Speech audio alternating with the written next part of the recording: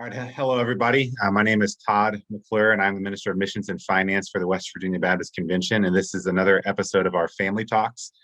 Today, we have with us Sammy Bockoven. She is the Church Relations Officer with Samaritan's Purse, helping with some of the Afghan refugee resettlement. And so, Sammy, thanks for joining us today. Thank you for having me. Yeah, so we've already spoken, and I've spoken with a number of churches who have expressed some interest in this program. But for those who are just learning about this for the very first time, can you just give us a little bit of an overview of what this program entails? Yeah, so in August, I'm sure a lot of you saw in the news that the Taliban took over Afghanistan, and tens of thousands of Afghans were forced to flee and come to the United States, some with very short notice and as little as one bag with them. So since then, the Afghans have been on military bases waiting to get resettled here in the United States. So what we wanted to do is partner up church sponsors with these Afghan families so that the Afghan families can actually come into your community and be surrounded by church sponsors to help them resettle into the community. So kind of what that would look like is bringing the Afghan family or individuals or multiple families into your community and helping them find jobs and secure housing, help them with English language resources, help them get their children in school, and just even basic stuff like community orientation, how to use money at the grocery store, everything like that. Okay, so for individuals who might be hearing this thinking, this is way too complicated, can you just explain, just from the church's perspective, what are some things that they would have to commit to? Yeah, so we're asking for a minimum commitment of 90 days, but we're really hoping that people will continue on and this will be a relational thing and that you will kind of stay alongside the family for 6 months to even a year, because this really is they're not going to be completely settled after 90 days, but we do offer a lot of support in this process. First, financially, for every Afghan person, we do give $2,275 per person. So if you have a family of 5, you're already over $10,000. And most churches are using that towards housing and initial costs like that. But I do understand this can seem like a really overwhelming process, but we do have a really good system in place. I can just tell you briefly kind of a little bit about how that works is normally we're having about 5 core team members in a church come together, and that would be a core team. They would get training, they'd get background checks, and they'd really be the people creating the plan and getting everything together. And then you would have a broader church group that can help with things like donating items for the house, praying for the ministry, maybe donating money, providing rides to different appointments and other things. So that's kind of been the model that has been working where, it's a big commitment, but that spreads out some of the work. Absolutely. And when you talk about those 5 or 6 key team members, what would be some of the ideal skill sets for those team members?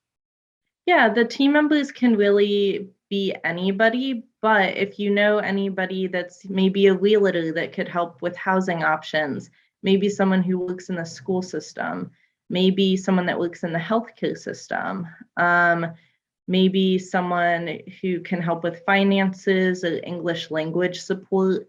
So one kind of good way to do this is to think about all the areas of resettlement and just think, do I have any of these skills and would I be able to help in any way?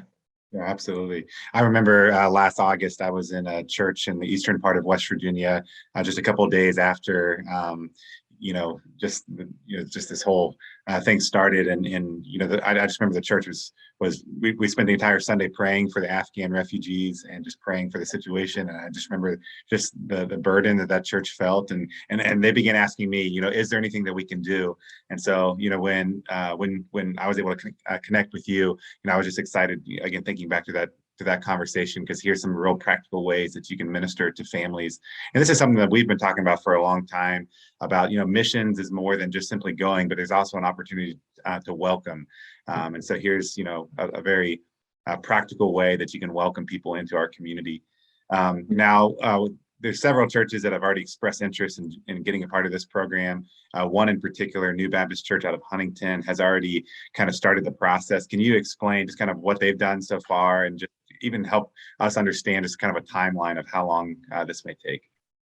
Yeah, so kind of how it works is you would discuss as a church if this is something you want to be involved in, and then you would find your core team. And then once you find your core team, you would fill out an application. Once you fill out the application, you would also send in background checks for the core team members, and your core team would receive training. At the same time, you would start building your plan with someone from our team who would call you and set up readiness reviews where they would just go over the aspects of resettlement, talk about housing, talk about transportation, and really help you start to build a plan. Once that's all done and your plan's ready, your application would be submitted to the State Department. When it's at the State Department, it's going to be processed for a couple of weeks as they check and make sure you have a good plan and make sure you'd be ready to take in these families. And then once approved, you'd be matched. Once you're matched, the family could arrive in as little as 3 to 5 days. So the timeline kind of depends. On the front end, once you fill out your application, some churches fill out their application, get all the training done, are completely prepared for the readiness review, and can have their application sent up within a couple days. Other churches, they come in and they really need a lot more time to build their plan and finish the training. But once it's sent up to the State Department, it's taken a couple weeks to process, maybe another week to half a week to match, and then 3 to 5 days till the family arrives. So that's kind of the timeline we're looking at. And I know that we talked a little bit on the side about just kind of some of the ideal environments. You know, obviously West Virginia is more rural than some of the other states that I'm sure that you're working with. Is there any concern with that? No, so we want to have a posture of screening every church in. If this is something you want to participate, then we're going to really help you create the best plan you can. So when it's submitted to the State Department, they can feel confident that this is something you can handle. So we don't want to guarantee that you would get approved and get a match, but we will help you and get you in the best shape as possible. I mean, one thing to think of is if in your community you have anywhere that has public transportation, it would be good to place a family near public transportation. If not, it might be good to place them at least walking distance from a store or something else. Because a big thing that they want to see is just that the family will have some kind of independence. And in addition, we don't want families to feel isolated. So if multiple churches in your area take that on, that can definitely be helpful because the families will have other churches and the families won't feel as isolated. In addition, if your church can take on a couple families, that could also be good because then the family is not just going to be brought to a community and feel completely alone. Okay, so piggybacking off of that, for a church that may want to take on multiple, would it be the same core group taking on multiple, or would they just need another separate group? How would that work? Yeah, you can do both. I do think it's better to have the same core group because then you're doing the same kind of investigation. And if one person's talking to the school system, you can just have the one person do that for both the families. And same with applying for like benefits. If someone's helping one family apply for Medicaid, you might as well have that same person help both families. So I do think it is kind of better to just have one core team and then split it up that way. But you can do either. Okay. And I know, again, even talking with Trent Eastman, pastor of New Baptist Church out of Huntington, you know, he had shared with me just in doing some of his research that there's actually already a small Afghan community. I'm located in Charleston, West Virginia as well, which is where I'm located. But so, you know, I think, you know, when bringing here is that something that is important to think about? Yeah, and we just don't want the families to feel isolated. So if you have a community, you know, maybe you'd want to house them close to the community, or if there's already an Afghan community in your area, that can be good because then there's a better chance that there are halal food options in the grocery store or something like that. So that is part of what we would talk about when building a plan, is just have a plan in place that they can still feel culturally connected as they enter your community. Yeah. Now I know some people will probably have the concern of their own safety. Is there any safety concerns from the point of the individuals receiving? No, the Afghans that were evacuated have gone through an extensive vetting process on the base.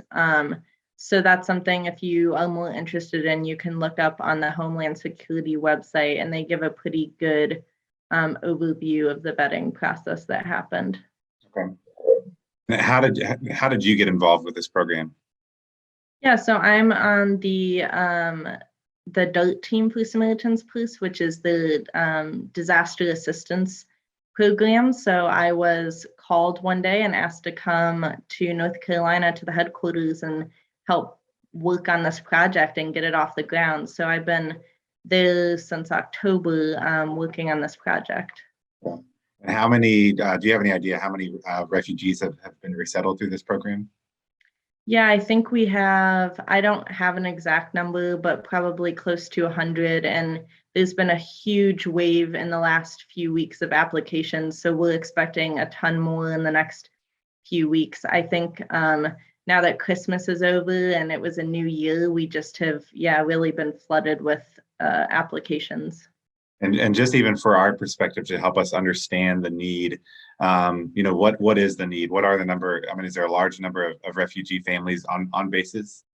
Yeah, there's still about 25,000 individuals on the military bases that they want to get off the bases as soon as possible. So we do want to stress that this, is a pretty urgent matter. Absolutely. And like I said, it meets a lot of the practical needs and questions that people were asking me just last August. And so, just even again, thinking back to that church that was praying, specifically for ways to get involved, here's a very practical way of doing that. Is there anything else that you feel like would be helpful to share with individuals or churches? Yeah, I think it would also be good to just share that after your family is placed, you're not alone. You would still be assigned a resettlement advisor through Samaritan's Police, who's going to be there with you throughout this process to answer questions and troubleshoot with you. Will also, you would be involved in, being connected with other churches so that you can share experiences and work together in that way.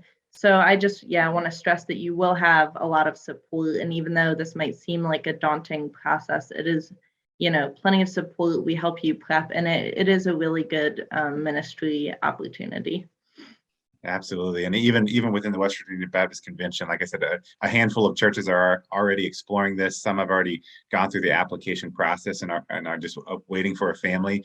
And so even if you're a church here in West Virginia and you're interested in pursuing this, I can also say, again, you're not going to be alone. You're going to have a family of other churches walking with you through this. And so again, you'd have that connection. Now, just kind of sharing, for individuals or churches who are interested in knowing more about this program, I think at this point, probably the easiest way to learn more would just be to contact me. Again, my email is Todd, Todd, at wvbc.org. And then I can put you in touch with Sammy or put you in touch with one of the other individuals that are heading up this program. But Sammy, thank you for joining us today. Thanks for sharing this information. Thanks for all that you're doing. And thanks for just enlightening us to just this opportunity. Yeah, thank you for having me. All right. And thank you for joining us for Family Talks. And we'll see you next week.